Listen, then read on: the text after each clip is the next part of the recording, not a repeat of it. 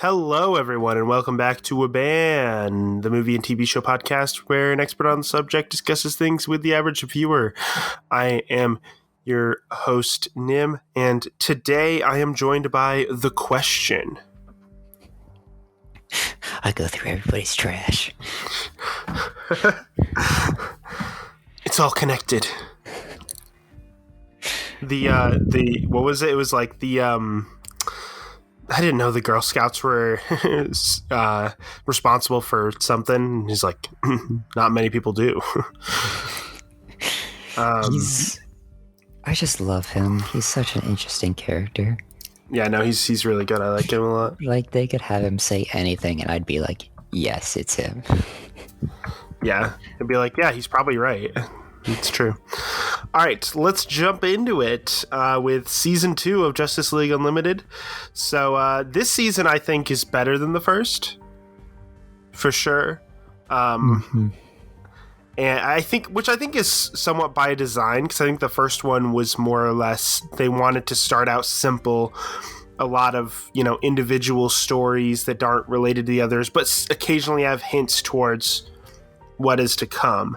And then this season is where all that's kind of hinting towards everything actually happens. Right. So I think, but because of that, it's kind of like by design, this season ended up being the more interesting one. So a lot of this season, because of that, is actually very interconnected, more so than this show has ever been, really.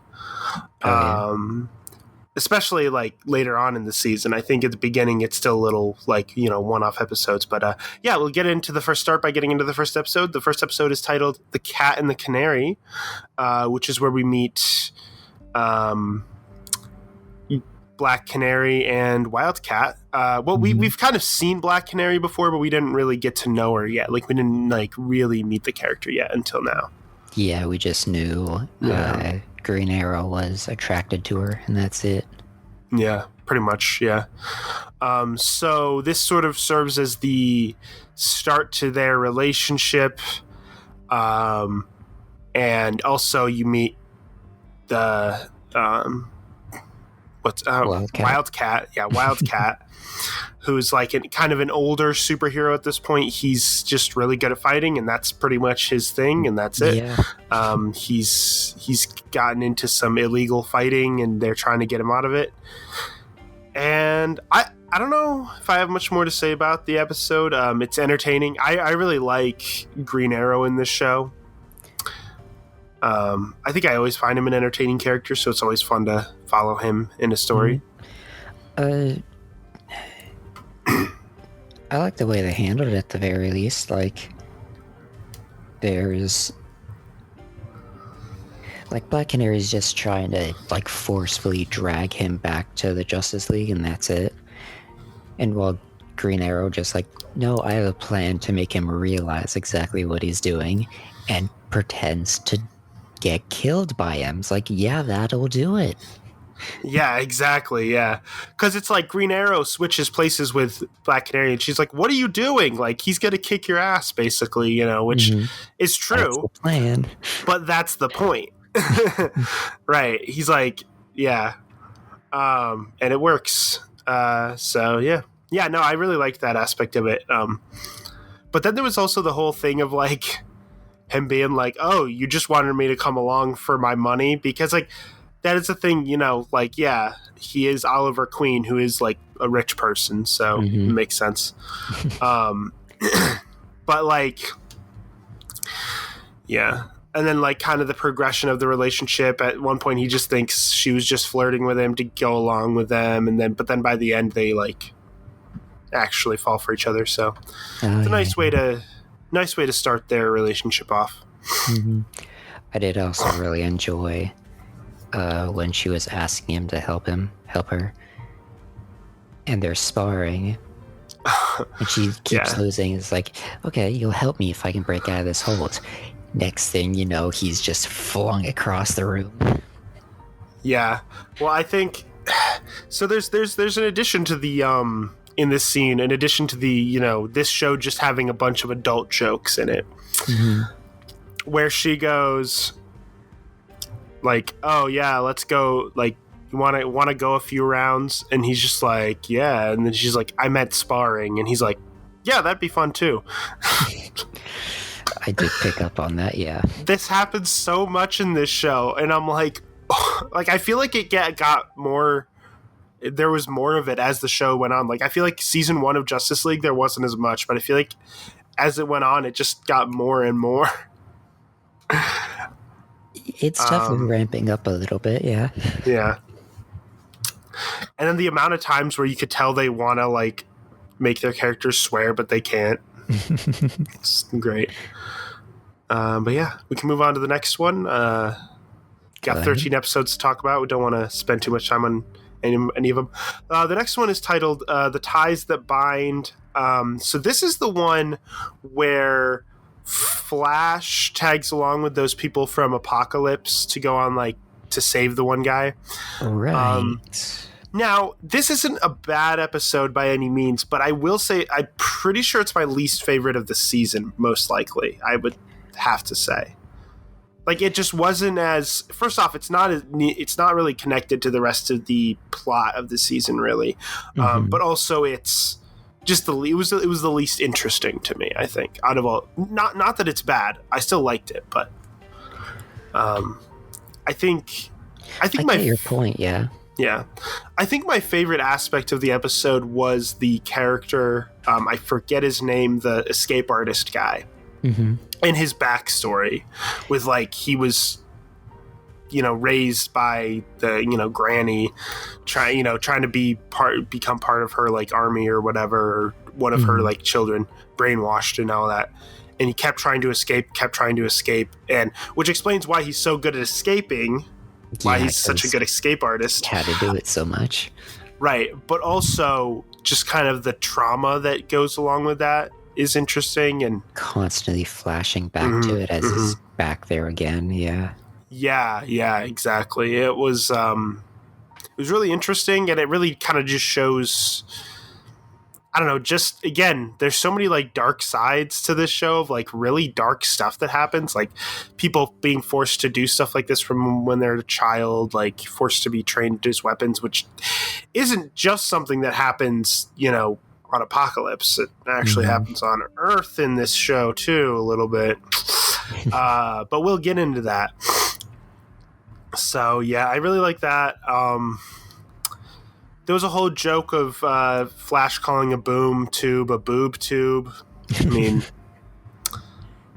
I don't really know what to say about it other than it's there. Yeah. Flash just has boobs on the mind, I guess, which, I mean, makes sense. That falls in line with the character, I think. But yeah, I don't have a lot more to say about the episode. I guess...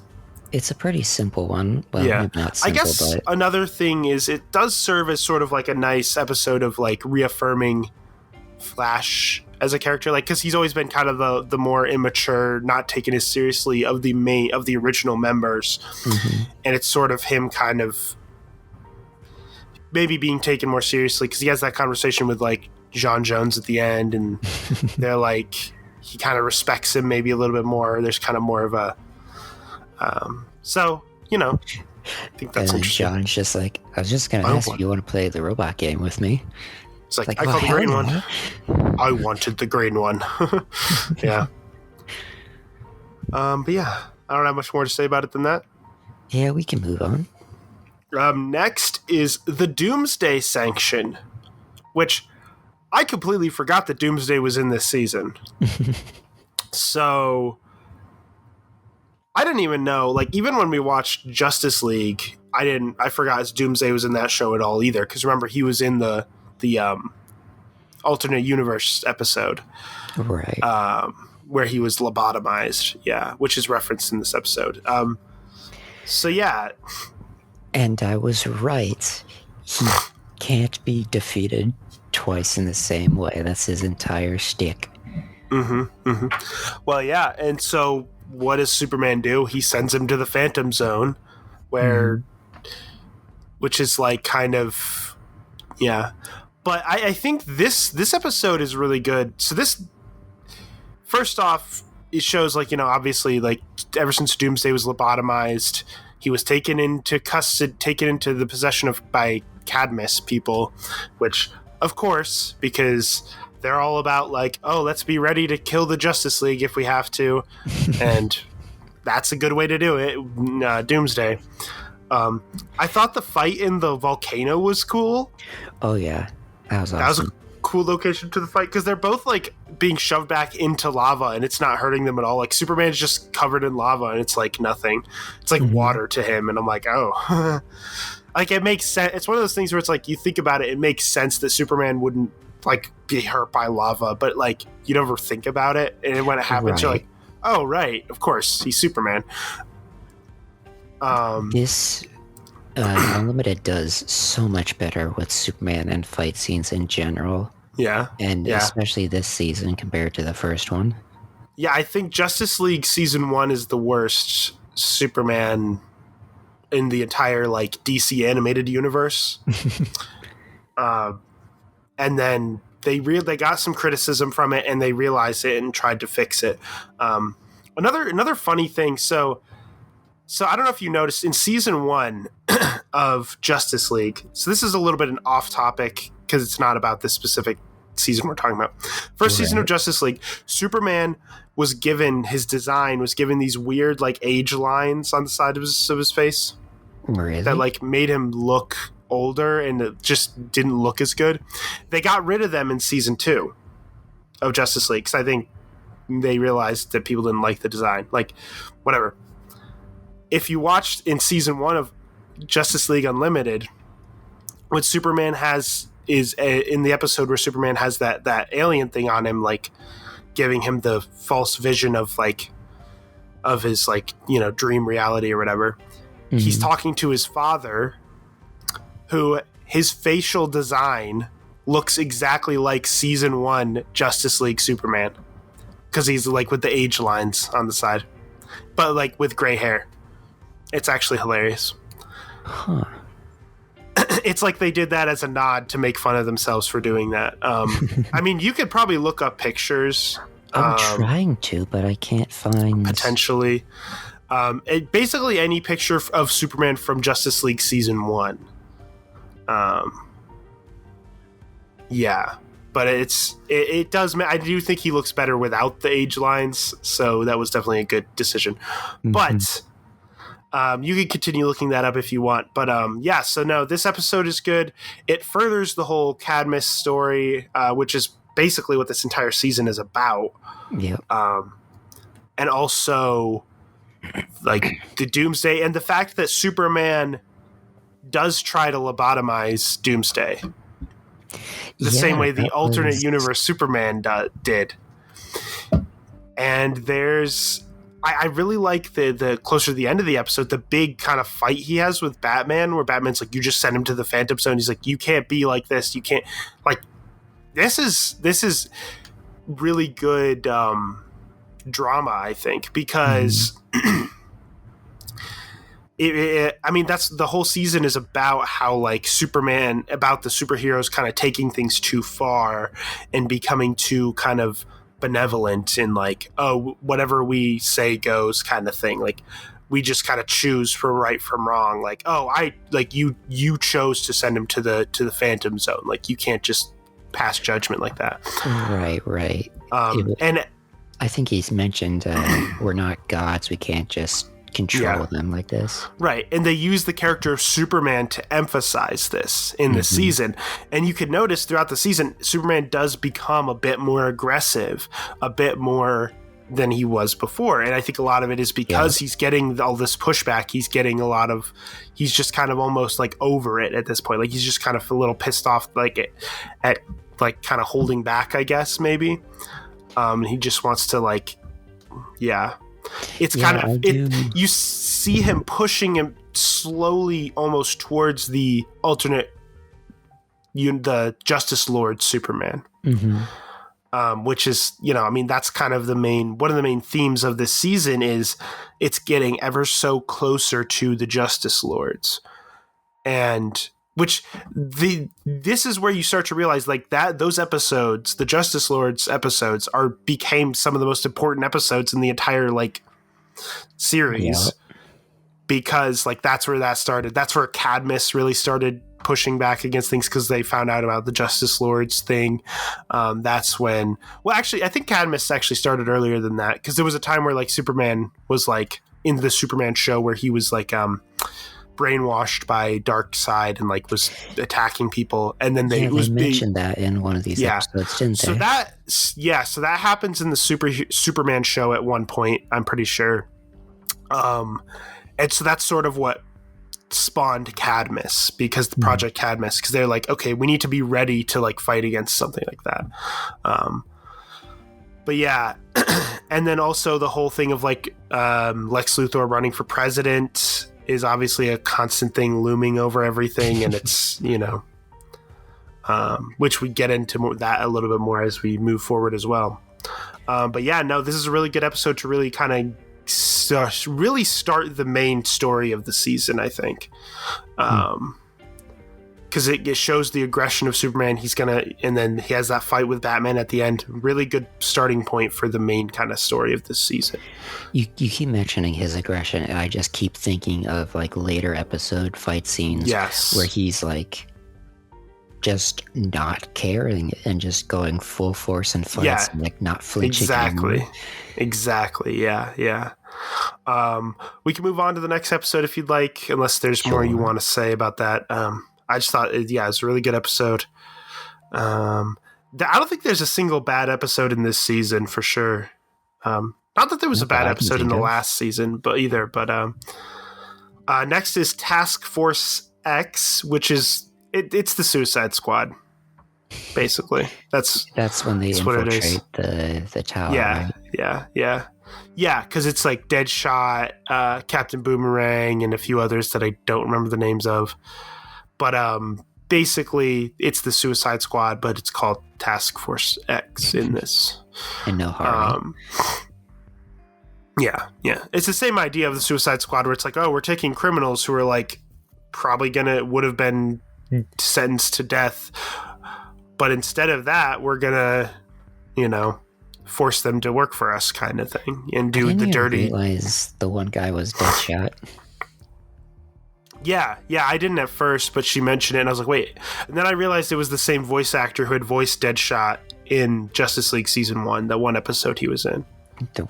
When he was just an assassin that popped up for a moment. Yeah, exactly. I'm pretty sure that was Deadshot, and it was the same voice actor, which is also the voice actor of Flash, too. So it's interesting. Weird. But this is a good episode. So they break in so they can steal the what's the thing called? It's the thing that Ares had. The Annihilator or something? Yeah, the Annihilator, that's it. Yeah, so they go in to steal the Annihilator, which directly leads into the next episode after that. But yeah, so it's the whole, the background of why they're doing this has to do with the whole Cadmus thing. They want weapons to be able to fight the Justice League with. We're going to steal the Annihilator. We're going to, things like that. Mm-hmm. So, and then it was interesting because at the end they were like, we think this guy might be a rat, kind of, who gave them the information. One of the guys who works on the Watchtower, and he's like, we can't, and John Jones is like, we can't trust him. And John Stewart's like, actually, I don't think we can trust any of them. And he looks around, and it just shows like, which really does a great job at adding to that whole, like, there's a conspiracy going on. Who can you trust? Which is the whole kind of theme of this season.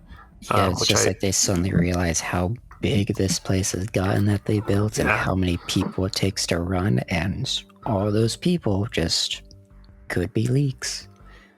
Yeah. No, it's really, I really like the kind of slow. This season does a great job. I mean, we've already had these things slowly building already, but this is the season where it's like building even more, and this is where it's actually kind of really showing everything. And and I like the way it slowly builds the distrust between people, the animosity between the superheroes and the people that they protect, things like that, which definitely increases more as the season goes on more. Yeah, I'm ready to move on to the next one if you are. Sure. Next is the balance. So, like I said, them taking the Annihilator directly led to the next episode, which is Felix Faust died in Justice League, but he had his soul put into a mirror.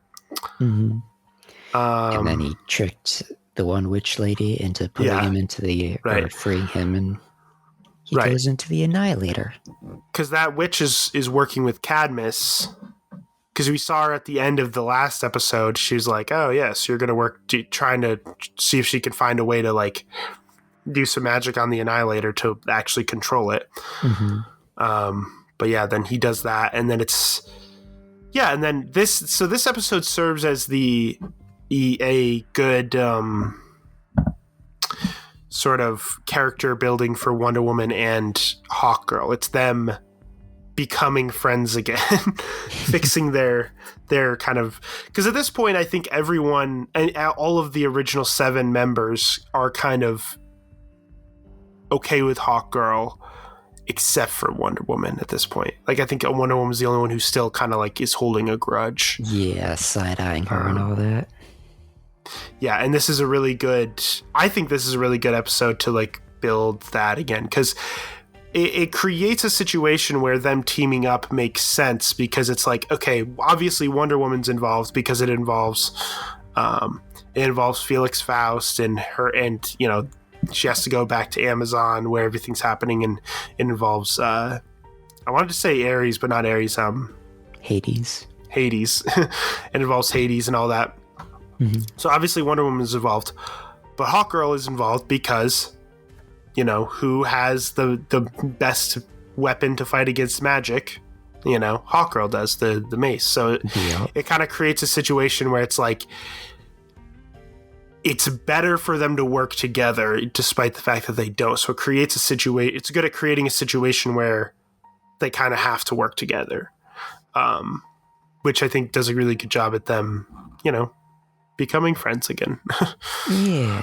And we finally get the inclusion of her lasso being used as the lasso of truth thing. Right. There was that moment of her mom touching the star on the circlet, and then it all glows. Yeah. It's oh, finally you can use the thing that you're known for. Well, yeah, because she's like, you don't know the full power of your thing, and I was like, oh, because I always wondered in the show, I was like, I wonder why they never did that in this show, and then now I'm like, oh yeah, because I actually forgot that this happened too, because I've seen this whole show before, but I forgot a lot of it. But yeah, it's a good episode. We get to see a little bit of hell. They're trying to interrogate that guy. They're trying to interrogate that one guy. What are you gonna do? Kill me? Send me to an eternal torment for my sins? Oh wait, I already am. That was funny, but yeah, it's pretty cool. I just remember when they're entering the library area, and you just see the flaming skeletons hanging, and my brain immediately went, yeah, those are going to come to life and attack them.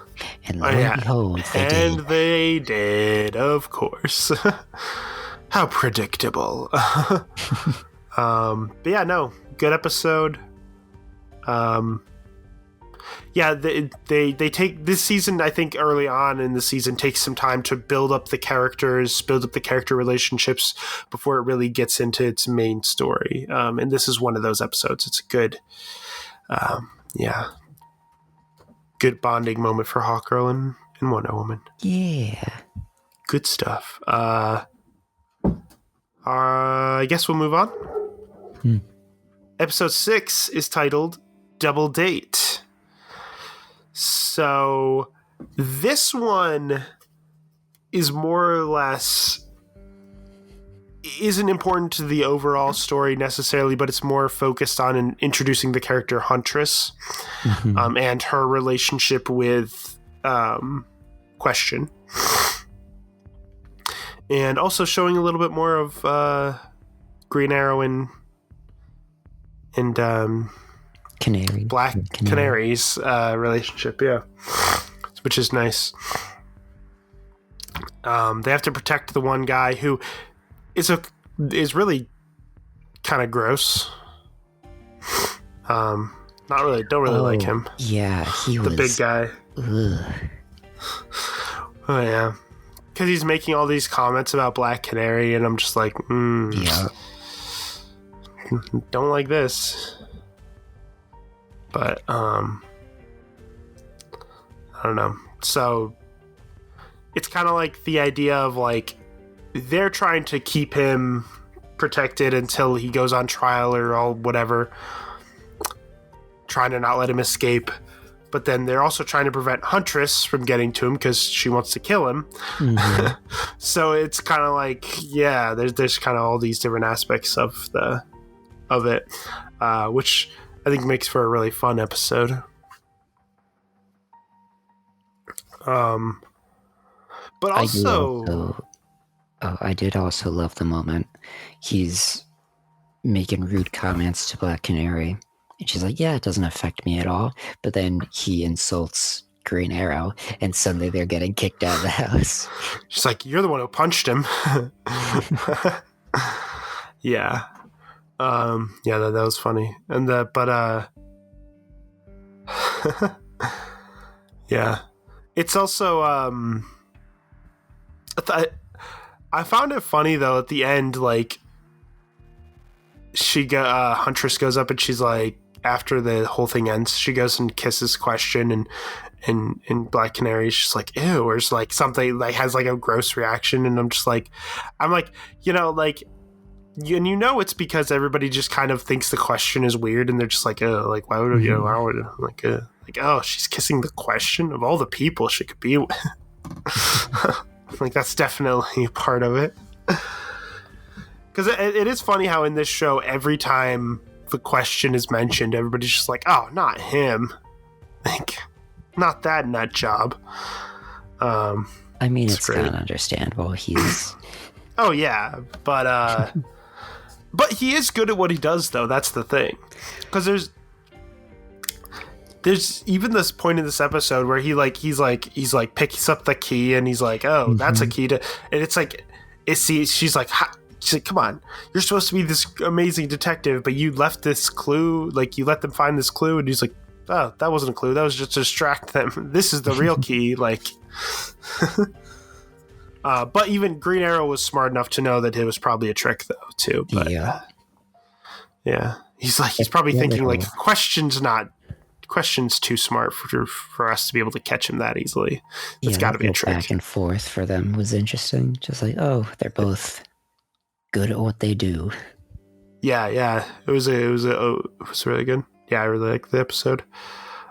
Green Arrow in general they're all really fun characters. I think Green Arrow and Question are both really fun characters in this show. So it's interesting that they pair them together a lot for these episodes. Yeah, they did do that a couple times. Yeah, well, because the last time they paired them together, it was sort of a whole thing of like him being the crazy conspiracy theory guy, but Green Arrow being like, oh my gosh, this is all ridiculous. So it was kind of like that back and forth that they went with. Yeah. But yeah. And then also Huntress's story in this episode is a little interesting because you get obviously the backstory of her parents being killed. But then at the end, the moment where she sees his son and is about to kill the little kid's dad, and she's realizes it's like she's doing the same thing that he did to her, was I think a pretty strong moment. But yeah, I don't have much more to say about the episode. I don't either. All right, moving on, we have the episode titled Clash. So this is the one with Captain Marvel, also known as Shazam. I still don't know how they were able to use the rights to the name Captain Marvel in this, because I know Marvel has owned the rights to that name for many years now, because the character Shazam, for people who don't know, was originally called Captain Marvel back in, when the character was created many years ago. Marvel eventually somehow got the rights to the name, and then they weren't able to use it anymore, so they changed his name to Shazam. Somehow DC was able to use the name in this show. I don't know why or how they were able to, but they were. So I feel like that's happened a lot, though, because I knew about that, and I'm not nearly old enough to remember, back when Captain Marvel Shazam was created. None of us were, because it was created back in, I don't know, 40s, 50s, I don't know, like a long time ago. But yeah, so I don't know. But anyways, that doesn't matter. He's Captain Marvel. So Captain Marvel's kind of like a new member to the Justice League. He's like everybody's new favorite member. He's kind of like the new Superman in a way, because I think Batman said something about like he's him being a Boy Scout, and Superman's, or somebody said something like that, and he's like, Superman's like, I thought I was the Boy Scout. You were, until I met him. He's like, I thought so too until I met him. Yeah.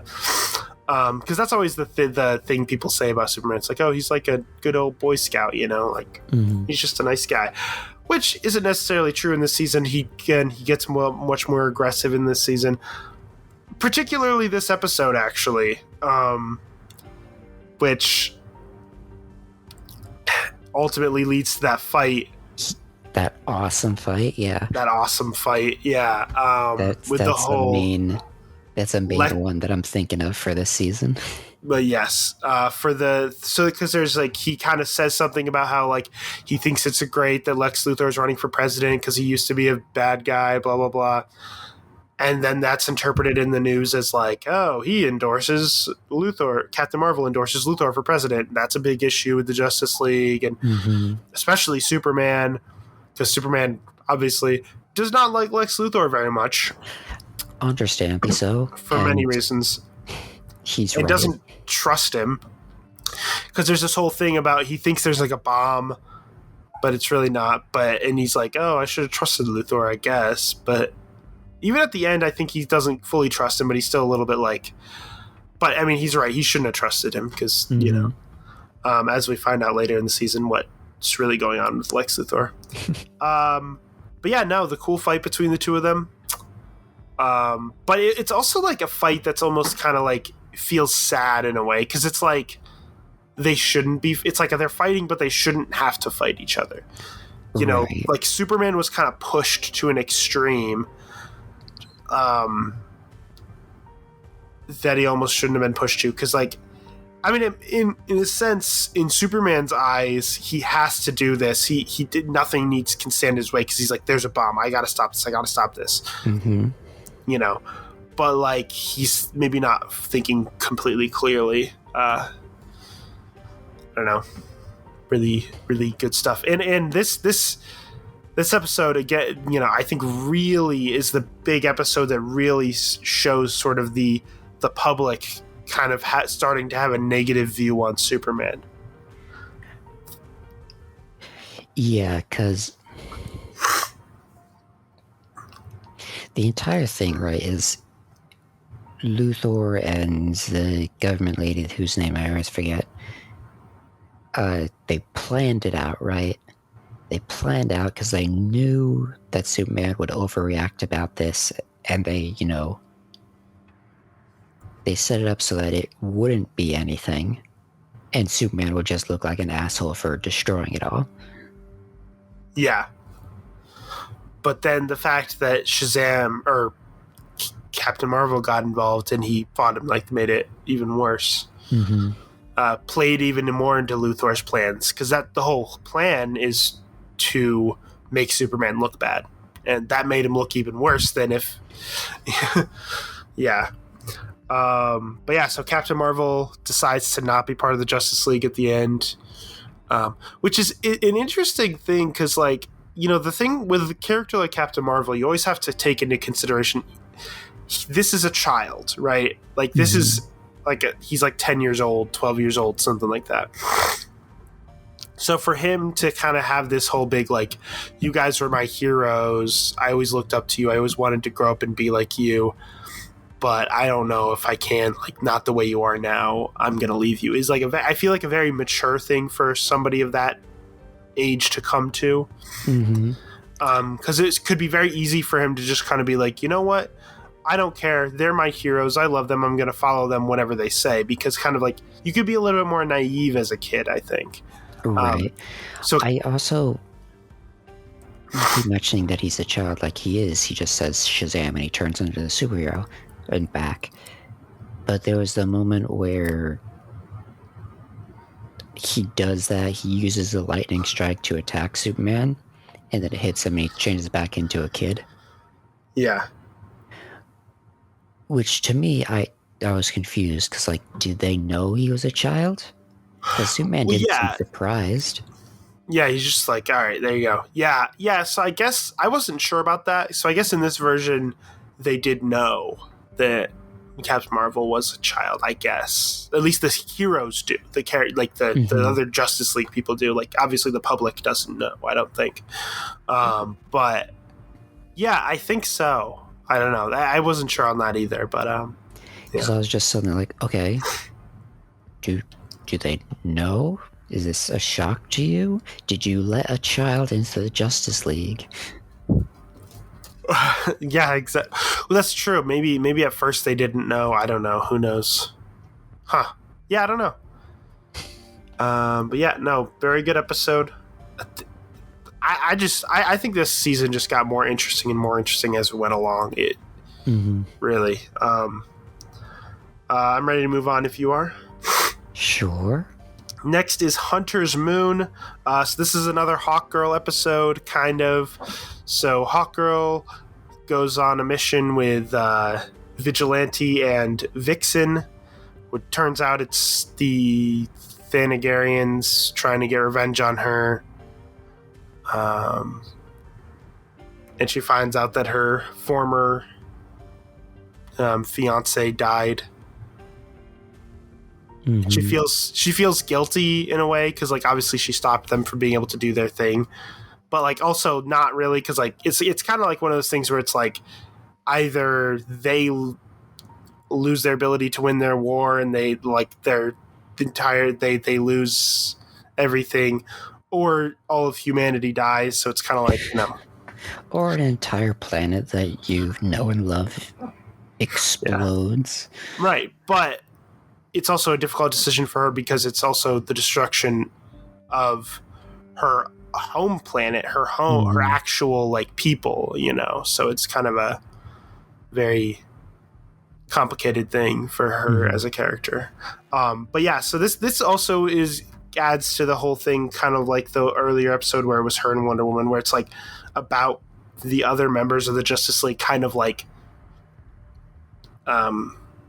learning to trust her again, learning to kind of be okay with her again.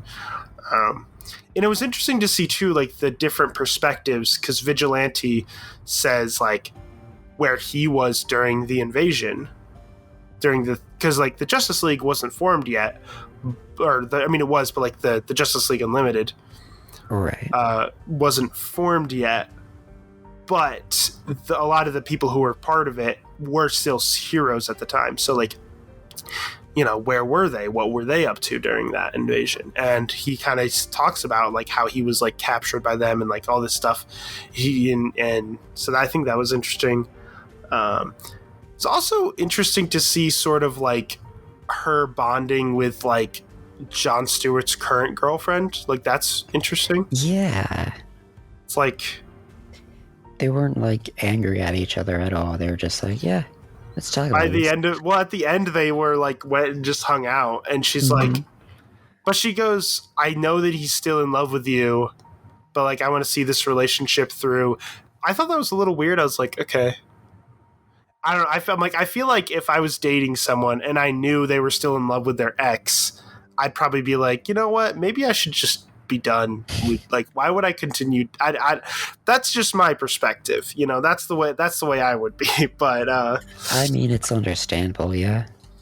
Yeah. I guess that she's just very different. So we'll see what happens with their relationship. Because yeah, at the end of the season, they're still together. I think Vixen and John are still together. So we'll see if John and Shira end up together again.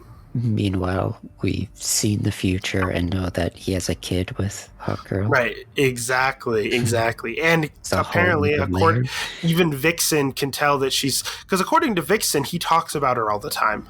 Mm-hmm. Which is like, that's also weird. Like, if I was dating someone and they just talked about their ex all the time, I'd be like, what the hell? Like, can we talk about something else? Like, what? This is weird. But she said it so casually, like, "Oh, you always talked about how great and like great you were and everything." I was like, "Okay." It's like, what? That's just weird. Like, she's not like annoyed at him for that. Okay. But yeah, I don't have a lot more to say about the episode. I'm all good. All right. So next is Question Authority. Now, here's the point in the season where pretty much every episode is like related. Like they immediately follow into each other. Mm-hmm. So this is the episode. So Huntress and Question. So Question is investigating everything. He goes to talk to Superman about how he needs to be really careful and they need to do something because he's like, it's like, this is where Question finds out about the alternate universe stuff that happened. Right. And he's like, you guys keep these secrets from us, like the original 7 members, and which is it is interesting that they have that sort of the council of the 7, the original 7 members, as almost like they're above the rest of the Justice League in a way. I think is an interesting aspect, because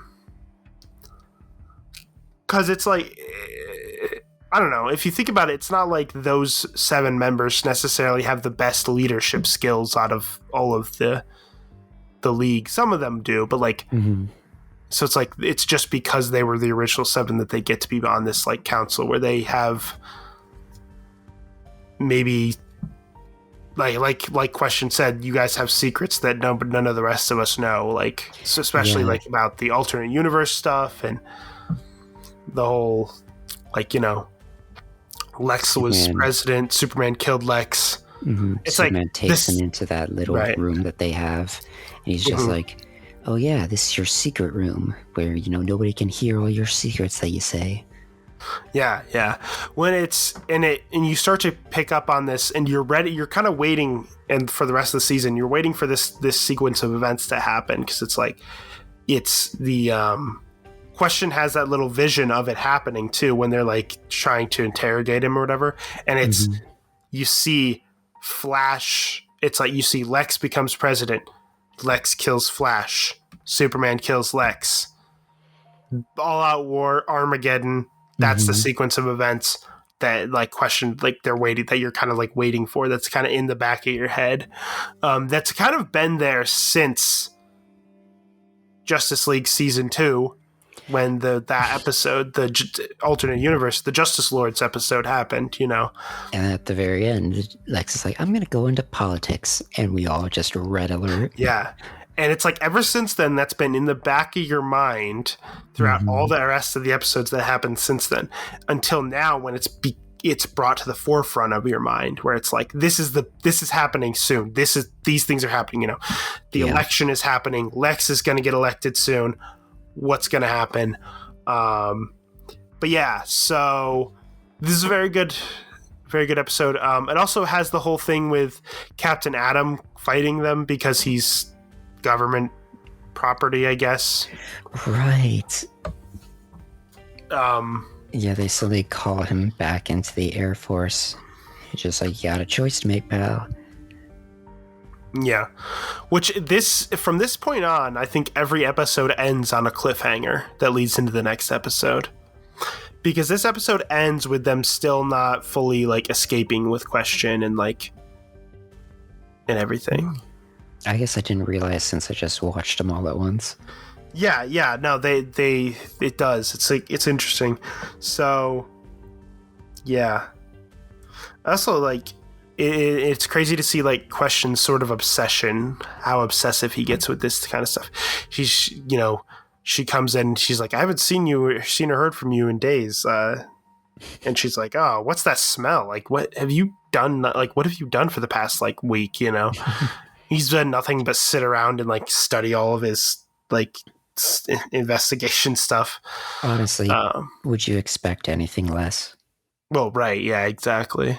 That's the character. But yeah, we can move on to the next episode if you'd like. Sure. So the next episode starts off with the cliffhanger. It's weird. It's a weird where the last episode left off, because it left off with them doing the cliffhanger of like they haven't escaped with Question yet. Captain Atom is going to fight Superman. And then this episode finishes that pretty quickly, and then gets into the main story of this episode. So it's like it just seems like a weird.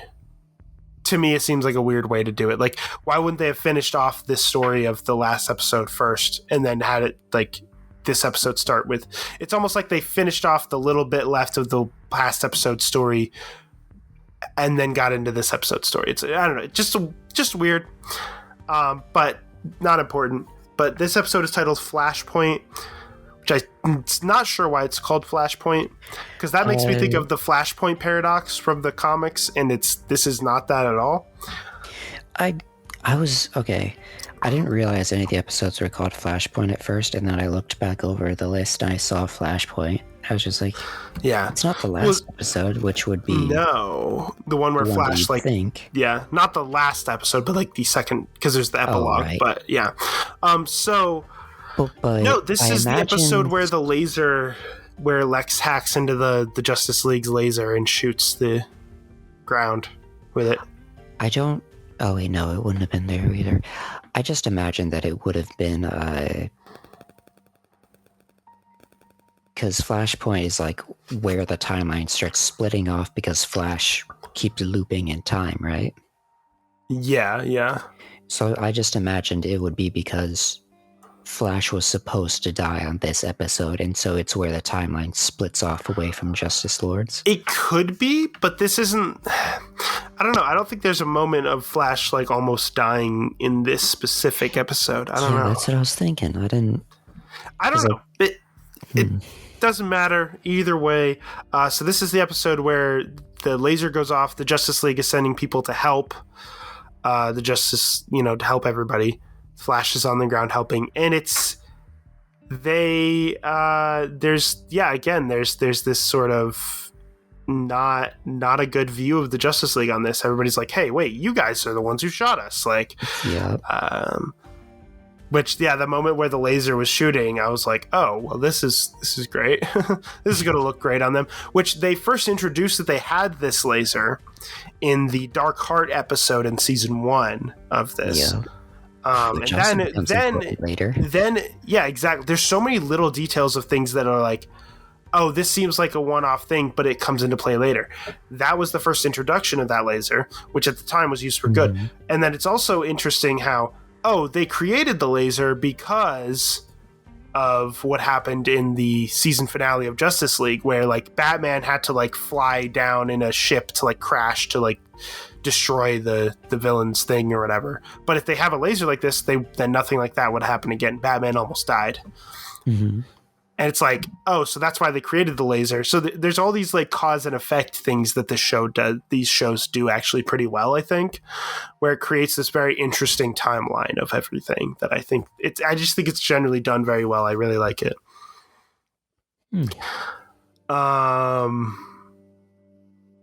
But yeah, so this episode increases the sort of, again, the people's negative view of the Justice League. It leads directly into the next episode. I mean, it's hard to kind of pinpoint where the episodes start and stop at this point. It's hard to remember. So honestly, it all just blurs together. So the next episode, this episode and the next episode is Panic in the Sky, which is, I think, the one where the 7 core members turn themselves in, except for Batman. And he's a part-timer. But he's like, remember, I'm a part-timer. And the Ultimen attack the Watchtower. But like, remember, they had like the Supergirl clone and like tons of Ultimen. Oh yeah, there's a whole army of them. Which it's kind of sad. One thing that made me think of, I was like, so those original ones that we saw before are probably already dead at this point.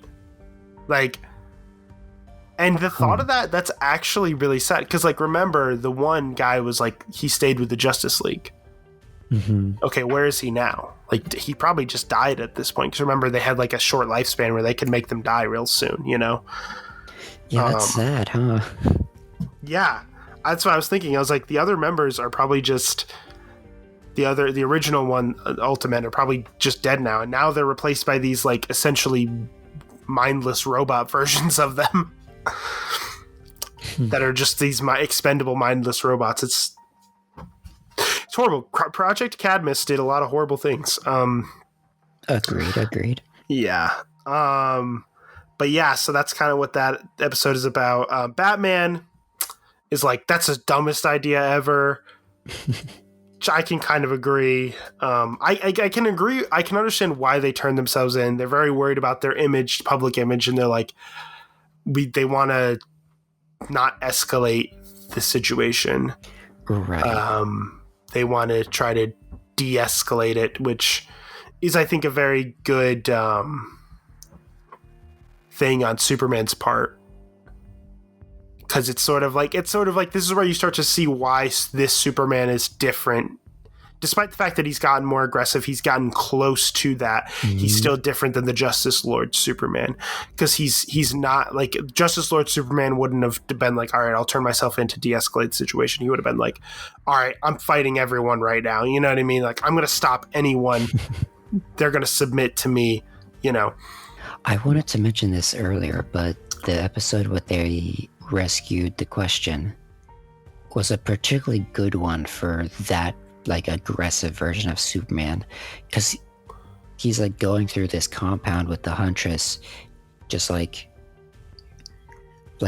a lot of the times he's not even walking, just like the Justice Lord Superman did. He's just floating forward, blocking bullets with his body and just taking people out. Yeah, it's like, well, that's the thing in the season. I think it's like it's slowly pushing Superman closer to the Justice Lord Superman. Mm-hmm. And I those are still probably my favorite episodes of this show, of Justice League, as the alternate universe one. But like, because like not only is it a really good episode on its own, but it becomes some of the most important setup episodes for like future stuff.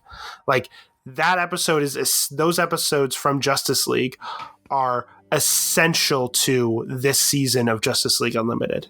Right. To just the whole kind of how everything happens and the buildup of everything. So it's really, I think it's really cool how they kind of interconnect all that. But yeah, no, it's really, really good stuff. And then the final episode, not the final episode, but Divided We Fall. So we find out that this entire time Brainiac has been inside of Lex. Yeah, that was so weird. He just kind of merges out of him. It's like, what? Yeah. Excuse me? Mm-hmm. Yeah. Yeah, it's a little messed up. Mm-hmm. But, you know, it's but it's so I guess what it is so Lex was about to create this android, become part of this android using the same technology that was used for Amazo, the android before. So he can be this ultimate godlike being as well. And then that's kind of destroyed, and Brainiac is like, oh, I was going to wait till you did that, and then I was going to take you over, but I guess I'll do it now.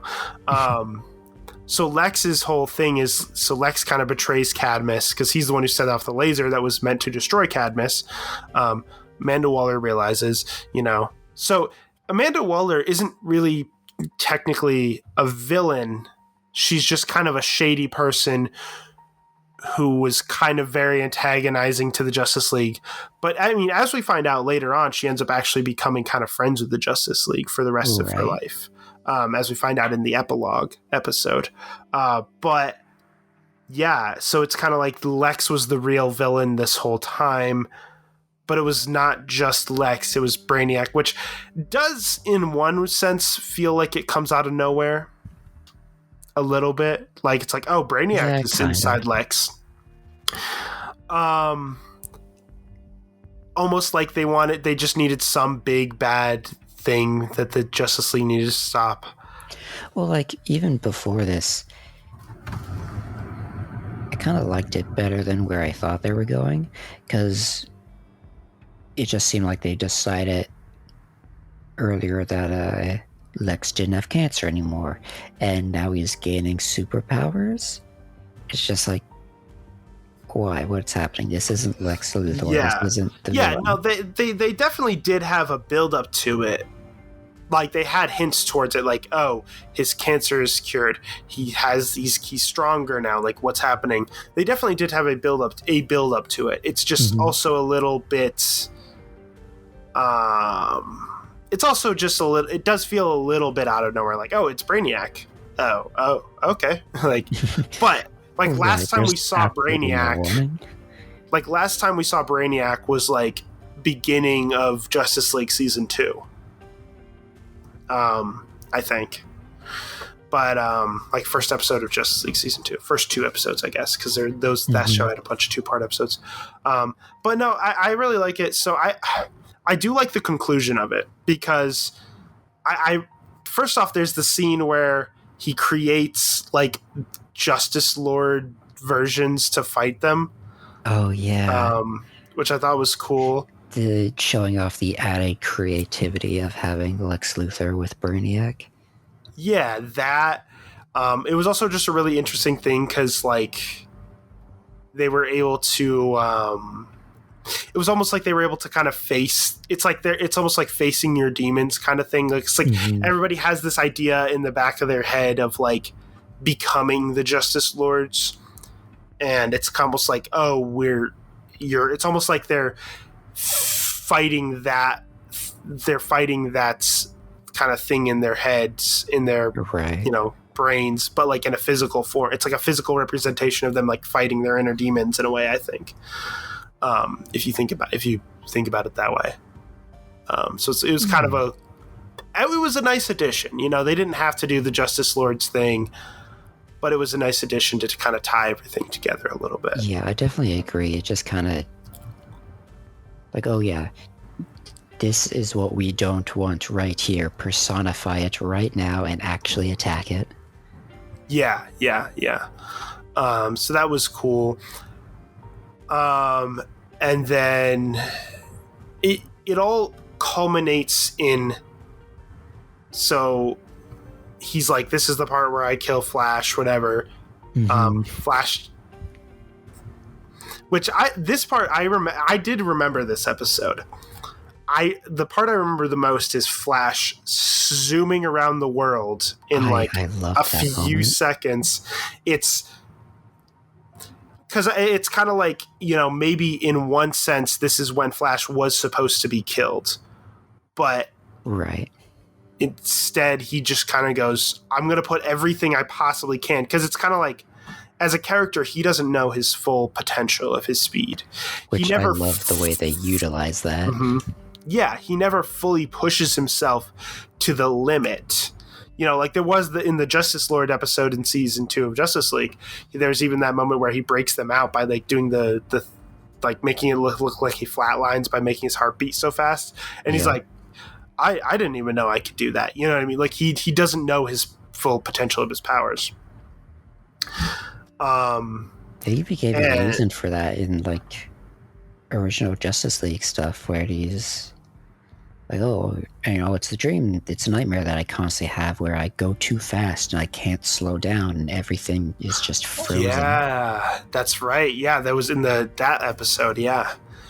So he's always very cautious about going too fast, but now he's kind of in a state of, the only way I can stop him is by literally going as fast as I possibly can. And he does. He zooms around the world in like a few seconds, many times over, and just punches him and just keeps punching him over and over and over again. Awesome scene. But then he starts to go and join with the Speed Force, which is that's a thing in like in Flash lore, is the Speed Force. And so yeah, they think he's dead at first. And this is where I think this is another really interesting moment. Superman, it's like, okay, Flash dies in their eyes. Flash dies. Right. Superman is there. He can kill Lex right now. Lex is on the floor just going, oh, I guess I really did kill him. And he's like, oh, I guess this is the part. He's like, I was wrong before. This is the part where you kill me. Where you kill me. And it's like you could see Superman wants to so badly. But the important choice happens and he doesn't. So this is sort of the ultimate culmination of that setup, of the Justice Lord setup of, oh, Lex, Superman kills Lex, Superman's going to kill Lex. That's going to be the big thing that starts it all off. This is this episode right here is the ultimate culmination of that whole setup. And I think it's really good. Yeah, they build up that moment, and like you can see that Superman really wants to just kill Lex right then and there. And some of the Justice League go to stop him, and Batman's just like, wait.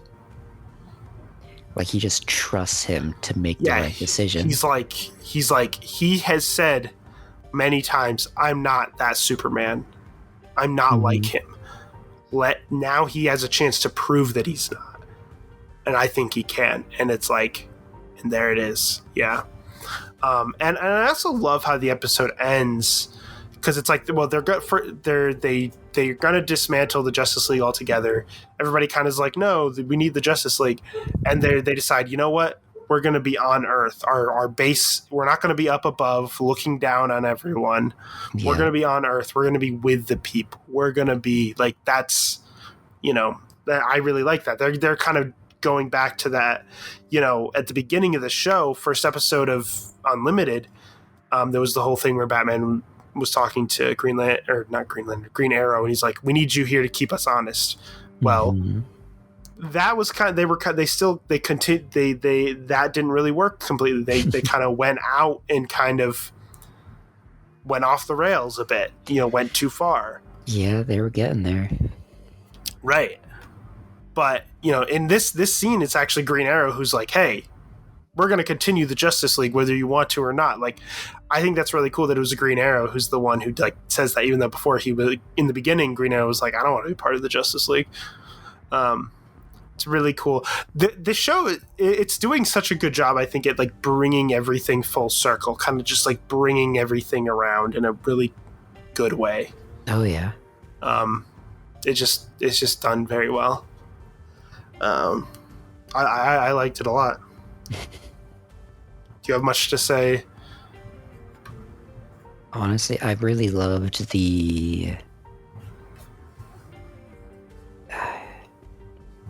just how Flash was the one that defeated Lex in this, because he hasn't done much throughout these first two seasons. Like, it was better this season, but last season you really didn't do anything. Yeah. And then there was the whole like subtle build up to it, of Flash being capable of it. Because I remember it might have been like the episode before, or in that episode, where he's like punching a guy and his fist is vibrating. And he's like, actually able to fight them instead of just running away or dodging or, critting wind or all of that. Yeah, it is. Yeah. Well, and I like that it's Flash too, because the whole thing with the Flash as a character is, ever since the Justice Lord stuff, you're kind of, he's the character that's supposed to die, right? He's the character that's supposed to be kind of like the one that sets everyone over the edge, right? But there's also the element of like, it's him doing it. He's the character who's always the most underestimated as well. Yeah. Right? Because he's just the immature, funny guy, like, that you can't take seriously, like, whatever. So there's that aspect as well. So it's kind of cool to see him like do something like this too. I really like it. But yeah. Do you want to move on to epilogue? Sure. That I was watching that. I was like, Am I watching Batman Beyond on accident? What's happening? Nope. Yeah. So this is sort of a Batman Beyond. I think so. Terry McGinnis, I believe, is like in his 30s at this point. Because he mentions to the one girl, the Dana, that he's like they were talking something about how they've been dating for 15 years, and I'm pretty sure they started dating in. So he's probably about 30 actually, because at the beginning of Batman Beyond he's 16, so he's probably like 30, 31, something like that. Right. So this is interesting. They do this interesting framing device of playing some of the scenes in like normal aspect ratio, that TV aspect ratio with color and everything. But then they go to these other scenes that are played in an extremely wide aspect ratio in black and white. And I think that was interesting. And by the end of the episode, I started to realize, I was like, those scenes, did they really happen? Or were they just kind of like an alternate, like what could have happened? Because he breaks up with Dana in the one scene. Right. And then later on, he calls her and she's like, there's no like, oh, you broke up with me. There's no like, it seems like, and then he goes to talk to Bruce. Yeah, and he goes and talks to Bruce, and it seems like the scene where he talked to Bruce, which was in that, style as well, it seems like that didn't happen either. So were those just kind of like alternate scenes of like what could have happened, but what didn't, because he had that conversation with Amanda Waller, and she told him about how good Batman is and like all this other stuff. I'm not sure, actually. Like that's what I was thinking when I was watching it.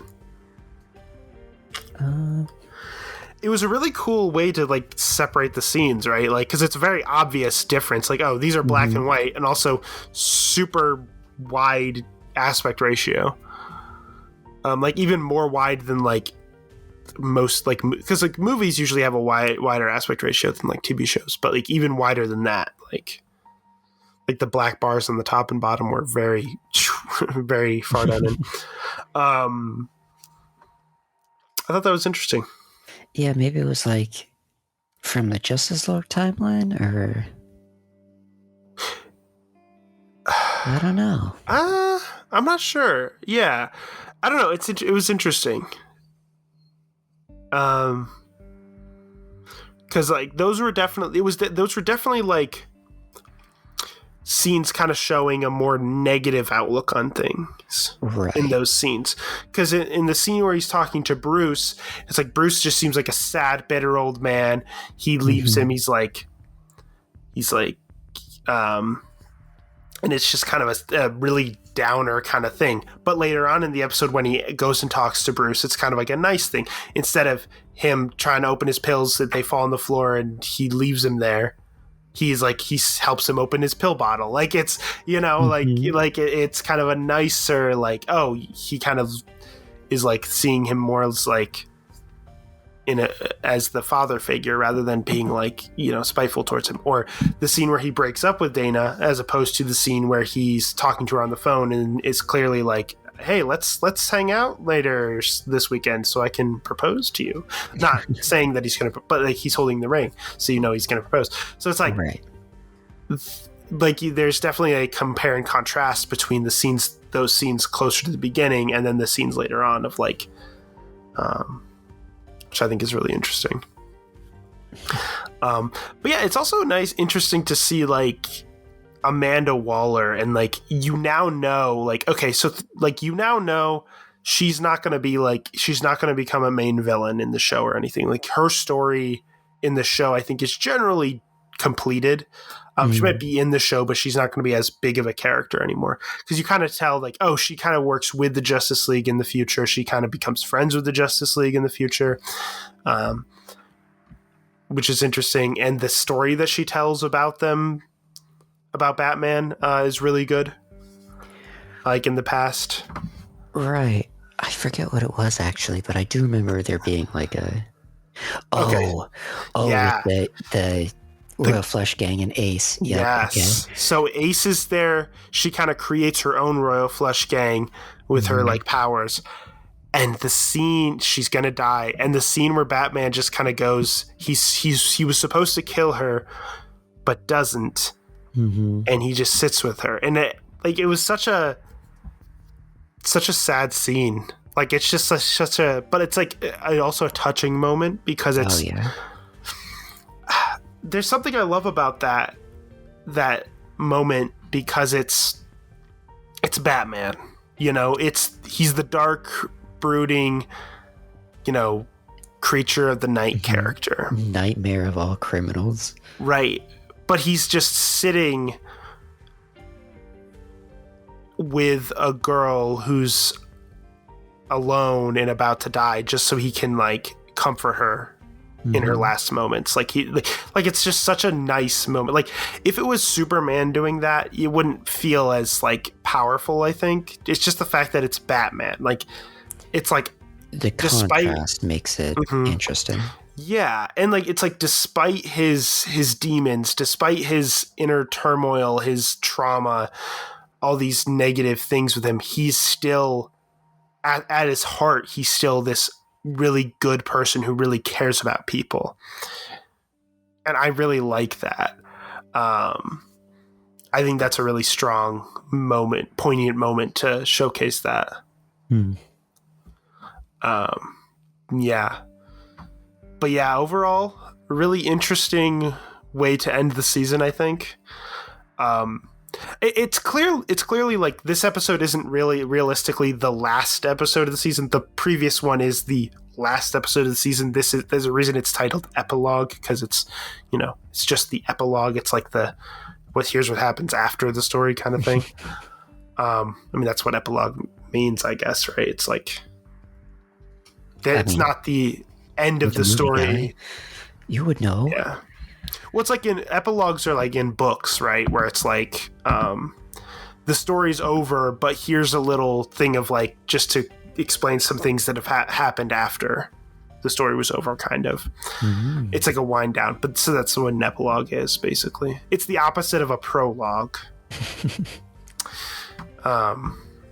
So, because a prologue is like, oh, before the actual story starts, here's a little thing to show you before the story starts, kind of.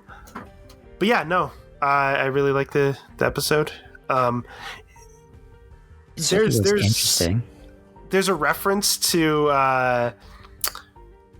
Return of the Joker, the movie, to Batman Beyond Return of the Joker. So that's cool, and it's interesting to find out that like Terry McGinnis is like is Bruce Wayne's son, essentially. Yep. So, but it was Amanda Waller who did it, not Bruce. I do like the scene though where she's like, Bruce left his DNA everywhere. Shows him with his blood there. And she's like, not like that. Again, more of these adult jokes just thrown around everywhere. It also does make sense that she's the one who did it too, because like you don't think Batman would do something like that. I mean, it's possible, but then it reveals that it's her. It's like, oh yeah, that makes sense. That's like she's the type of person who would do that. Well, and the fact that she was gonna have somebody kill his parents to give him the same trauma that Bruce had. Which is that person? Hold on, that person was in the Phantasm outfit. Is that the actual? Was that the actual Andrea Beaumont from Mask of the Phantasm? It was the original Phantasm, because it was an old lady. She would have been old at that point. I couldn't tell, but it's likely. It's very interesting. That when I saw the Phantasm costume in that scene, I was like, wait, what? I was like, that's just somebody like in the costume, right? That's not like really, but it might actually be her. So, yeah, very interesting stuff. But yeah, I don't know if I have much more to say, unless you do.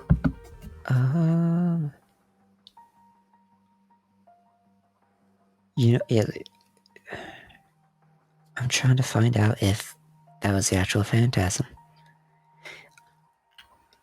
Oh, are you like looking it up? I am, yes. It seems like it might be. I mean, why else would they be wearing that costume? You know what I mean? Like, so does that mean like Andrea Beaumont continued to just kind of be like a mercenary for hire? Is that like